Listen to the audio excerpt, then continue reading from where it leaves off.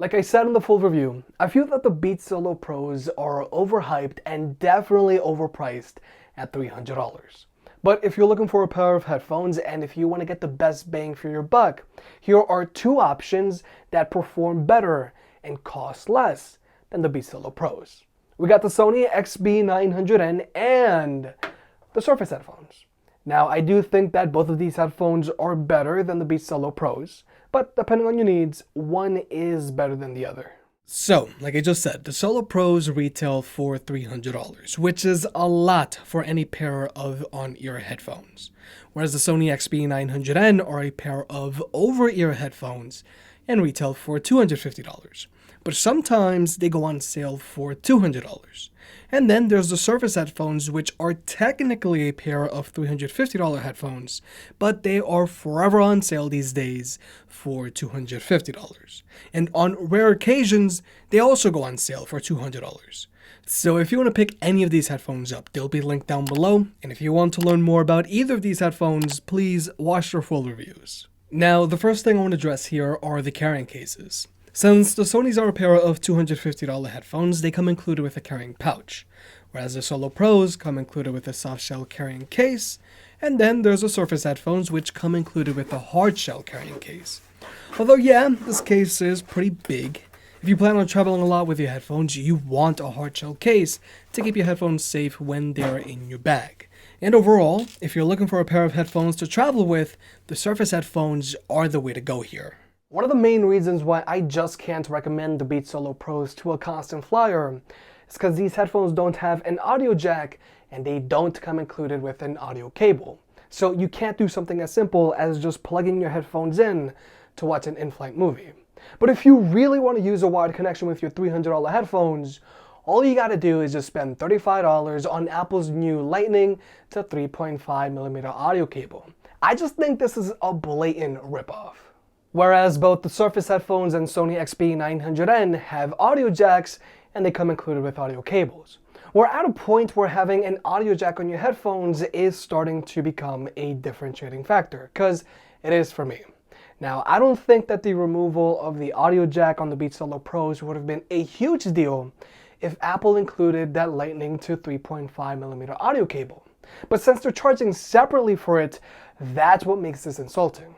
But now let's talk about the headphones themselves. Like I mentioned in the full review, I find the Solo Pros to be very uncomfortable to wear. And comfort is the most important thing to take into consideration when picking any pair of headphones. If your headphones don't fit right, you're not going to want to wear them. The Solo Pros have a lot of clamping force that I think people even with average size heads will find them to be a little too tight. And since they have so little padding underneath their headband, the top of your head gets very uncomfortable as well. But the main reason why the Solo Pros are so uncomfortable is because they're on-ear headphones, whereas both the Sony XB900N and Surface headphones are over-ear headphones, which automatically make them more comfortable than the Solo Pros. But if you're looking for maximum comfort here, then I highly recommend the Sonys. The Surface headphones are also comfortable and they're big head approved, but they do have a little more clamping force than the Sonys. The Sony XB900N are actually a little more comfortable than the Sony 1000 XM3s because their ear cups are slightly more spacious. So if you're looking for a pair of headphones to wear for hours on end and forget that they're even there, I highly recommend the XB900N. And also, the earpads on the Sonys heat up much less than the Surface headphones because the earpads on the Surface headphones just have so much surface area in contact with your skin. So yeah, both the Sony and Surface headphones fit better than the Solo Pros, but the Sonys are more comfortable. Now, when it comes to tech specs, both the Surface headphones and Sony XB900N charge via a USB-C port, which is super convenient for Android users, whereas the Beats Solo Pros charge via a Lightning port, which is convenient for iPhone users. But when it comes to battery lives, all three of these headphones are very different. Now, the Surface headphones have the worst performing battery life here. They have an advertised battery life of 15 hours, but with my usage, I can usually only go about 4 or 5 days in between charges with them. Whereas the Solo Pros have an advertised battery life of 22 hours, and I can go a solid week in between charges with these headphones. But then there's the Sonys, which have an advertised battery life of 30 hours, and I can usually go about 2 weeks in between charges with these headphones. So even though I really do recommend the Surface headphones, I will admit that battery life is one of their main weak points. Now, when it comes to Bluetooth connectivity, the Beats Solo Pros have Apple's H1 chip, so pairing to your iPhone is super easy. You can easily hot swap between any of your Apple devices associated to your iCloud account, and these headphones also have always listening Siri support, so you can easily activate Siri by just saying, "Hey Siri." In general, Apple's H1 chip is very useful for power users, and it's one of the main reasons why AirPods are so freaking awesome. So it's really cool to see that all of that functionality has made its way over to the Beats Solo Pro. Whereas with the Surface headphones, they can be simultaneously connected to 2 devices at the same time, which should be plenty for most people. But then there's the Sonys, which can only be connected to 1 device at a time. So hot swapping from your phone to your computer isn't going to be as seamless as the Solo Pros. So I'll definitely give the Solo Pros props where it's due. Apple's H1 chip is super useful if you're heavily integrated into Apple's ecosystem.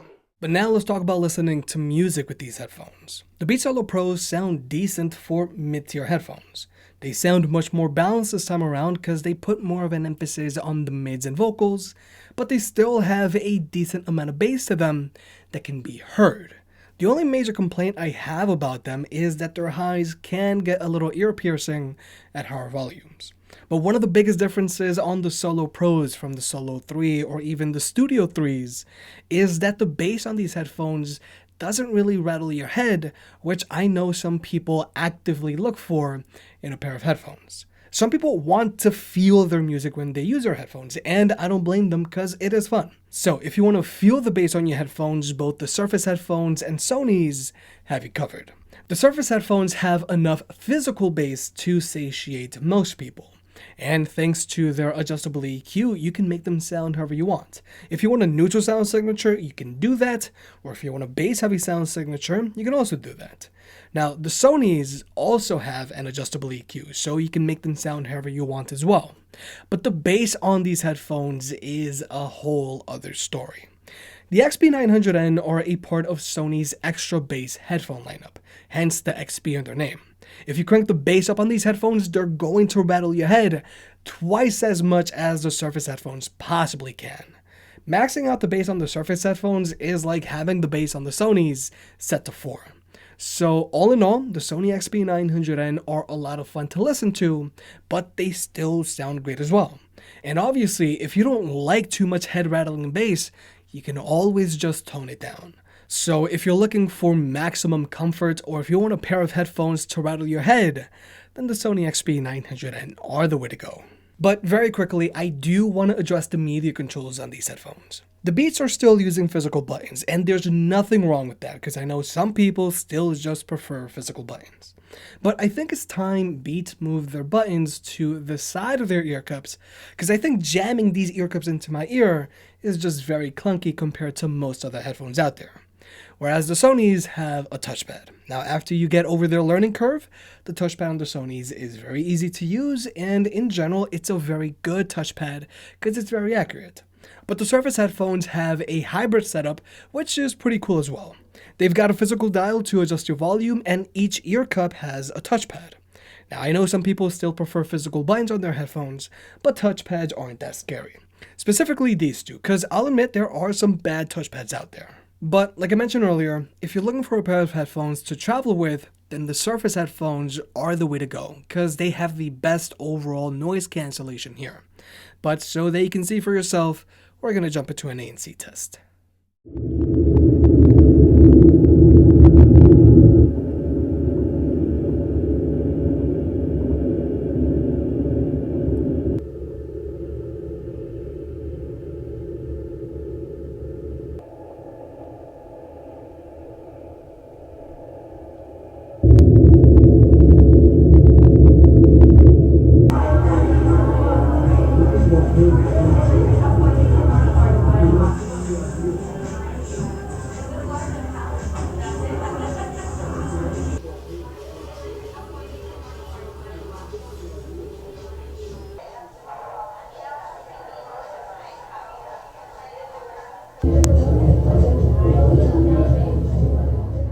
Like you may have just seen, the ANC on the XB900N really just can't compete with either of these headphones, because Sony obviously wants you to spring for the 1000 XM3s if you're really concerned about ANC.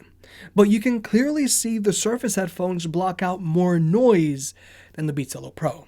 And that's one of the reasons why I like the Surface headphones so much. You can get near Sony 1000 XM3 active noise cancellation for $250. But still, I'm not the biggest fan of the active noise cancellation on the Solo Pro, because they do have a noticeable amount of cabin pressure when used in louder environments, whereas both the Sony's and Surface headphones have barely any cabin pressure, which is what you want.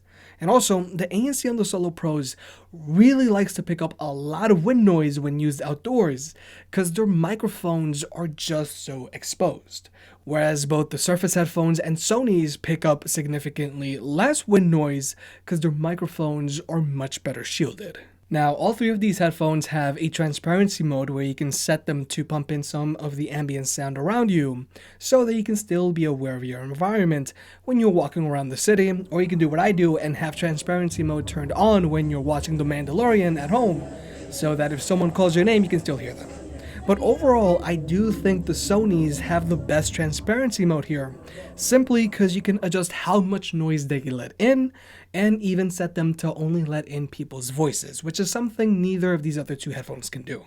But finally, here's the microphone test. I actually think that all three of these headphones sound good enough to take phone calls with. To me, they all sound and perform pretty much the same, which is actually a really good thing. Because believe it or not, a lot of other third-party microphones out there still struggle with their microphones for phone calls. Now, even though these headphones might not have the best sounding microphones, they're also not the worst. But all in all, like I said at the beginning of this video, I think the Beats Solo Pros are overpriced at $300. Add to the fact that if you were to shell out money for their audio cable, these headphones would have a grand total of $335 plus tax. I would only consider or recommend picking up the Solo Pros if they were on sale for $200. But even still, the Solo Pro are a pair of very uncomfortable headphones to wear, which is the most important thing to take into consideration if you're looking into any pair of headphones, and they just sound average. Even though their active noise cancellation is decent, the fact that they have a considerable amount of cabin pressure by today's standards, and the fact that they pick up so much wind noise just make them feel less gen. If you're looking for a pair of headphones to travel with, then I highly recommend the Surface headphones because their active noise cancellation is great. I really think a lot of people sleep on the Surface headphones at their $250 price point. But if you want maximum comfort, or if you want that head-rattling bass, then the Sony XB900N are a great option as well.